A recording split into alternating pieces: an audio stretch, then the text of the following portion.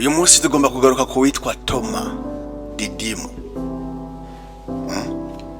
Toma, umwe mu batumwa ba Yezu, Bibiliya itubwira cyane nk'umuntu atagaragaye aho Yezu yabonekera abatumwa biwe, atariho yarari, niho tumuzi. Mugabo kandi Toma turamuzi tumwitiranya canke dukunda kumugereranya n'abantu bose batemera. Hari igihe ngaha mu Burundi bwacu iyo umuntu atemera avuga ngo ujya ni Toma. Tugomba rero tuhakura inyigisho, ni inyigisho ngufi cyane, babandi badakunda inyigisho ndende. No munsi bise inyigisho ntoyi cyane ya Toma, mugabo tugomba gukuramo message cyane. Nenda bivuze rero yuko Toma bita Didimo siho yarari igihe Yezu yabonekera ubwa mbere abatumwa biwe. Mugabo kugira ngaho Toma yarari hehe? Abandi batumwa bari yugaranye kumwe bariko barasenga, bumvise ko Yezu yazutse. Wewe Toma arihe? Nta gihe wewe uba ahantu mugabo utagomba kuba uri, buryo burihe? Musangiye umuryango n'abandi, abandi bari mu gisabisho, wewe none uburihe ko abandi bari mu gisabisho? Ariko kandi ko twumva yuko ko tumaze kumenya ko Toma atahavuye ngo abone yemere canka gumana amakenga n'amadidane ko Yezu yazutse, niko kubera ibyo yabonye. Mbwa kandi turahakura inyigisho ikomeye cyane. Mu gihe cyose umuntu yikuye mu muryango, mu gihe cyose umuntu yishize inyuma, ibyiza by'Imana ntibimushikira, kubera ko yagomba kuba mu muryango. Noneho agumana amakenga n'ukwemera guke, n'igihe Imana yoba yabakoreye ibitangaza ikabiyereka. Twe turahakura iyo nyigisho cyane. Kuba mu muryango w'abandi ni ikintu gikomeye, kandi bahakura inyigisho, tutakura inyigisho twese. Babandi bavuga ngo nzosengera muhira ngo Imana izonyumva.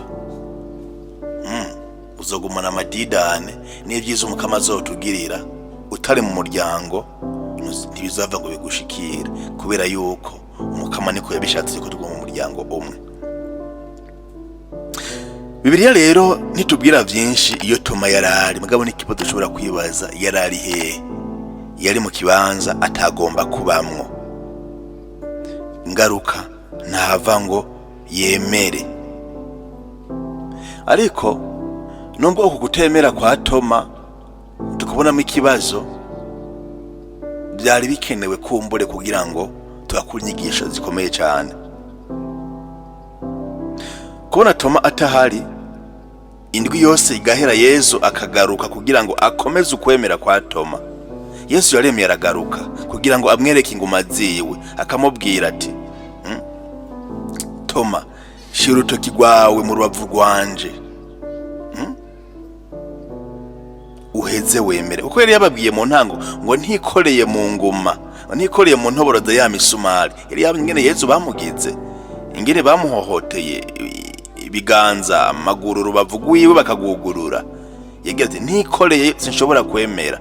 Mugabo Yezu araza ati Toma, nguru urubavu rwanje,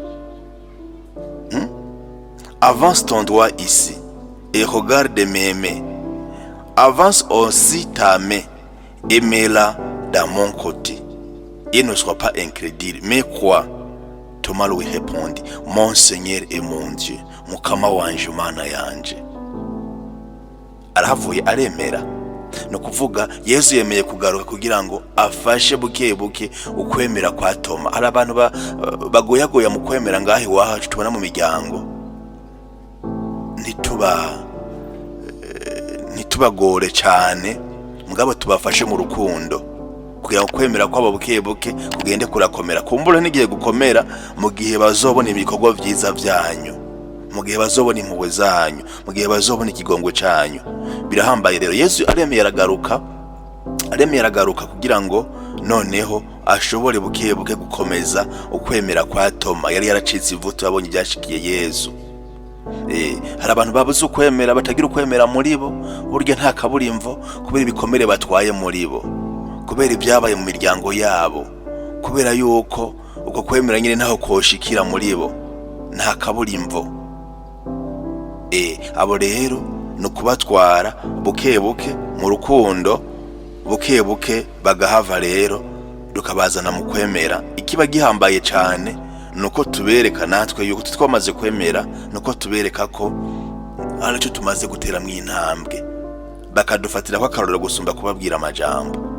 Ni bimwe Papa Francisco atwigisha agira ati birabereye birakwiye yuko abantu mu kwigisha, abatumwa bahize mu kwigisha uyu munsi hagusoma Bibiliya, hakuvuga amajambo menshi, natwe twoba abanditsi yindi nkuru nziza ya gatanu, bakadusomamwo ibyo twagomba kubigisha. Kandi ibyo birazana abantu mu kwemera rwose. Ni inyigisho twahakura muri Yezu yakoze akemera akagaruka, kandi kwakomeze ukwemera kwa Toma. Yari yacitse ivutu kubera ibyo yabayemo.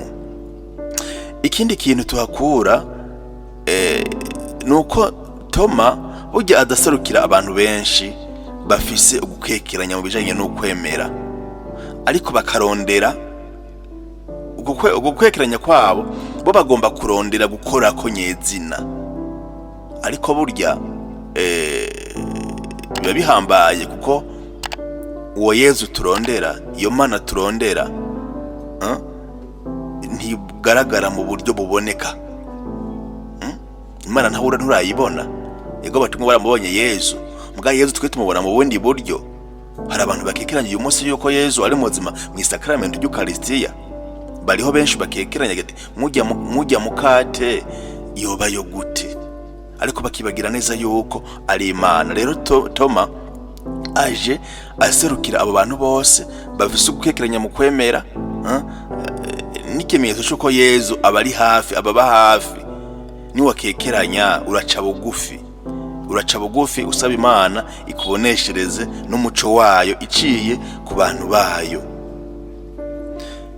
Abo bantu rero bakekeranya Yezu ntabata, nkuko atataye Toma.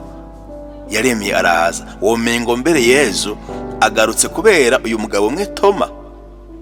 Indwi iheze aragaruka. Ariko kandi icyo tuhabona ni impuhwe nyinshi z'Imana. Amen. Ni impuhwe nyinshi z'Imana ifitiye abantu bose, cyane cyane ababigora kwemera. Abantu bigora byanka ko mwemera, mukumva birabananiza, ntimubitegera. Imana irabafitiye impuhwe nyinshi, kandi iyo ni inkuru nziza tubazaniye. Ni inkuru nziza ije kusumba mbere iyo nkuru yozura umuntu akazuka, kuko kumva yuko umuntu agifise impungenge mu kwemera uwo Yezu akundwa n'Imana biranarengeye kuzura uwapfuye.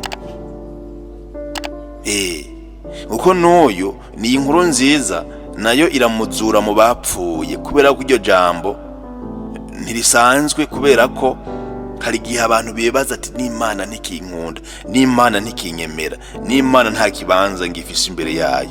Ariko umuntu wese arafise ikibanza imbere y'Imana. Nabo bataremera gusa, Imana iguma ibacira inzira ku munsi ku munsi. Utokugara umutima, utokugara imiryango n'amadirisha, Imana iramwugururira, kandi bukebuke akabona urwo rukiza rw'Imana. Imana ntinakunda gutera umuntu ibintu adashobora guca atahura bukebuke, igendera mukuza bukebuke. Ukira gusa guca bugufi, igenda iragukuza igucira inzira.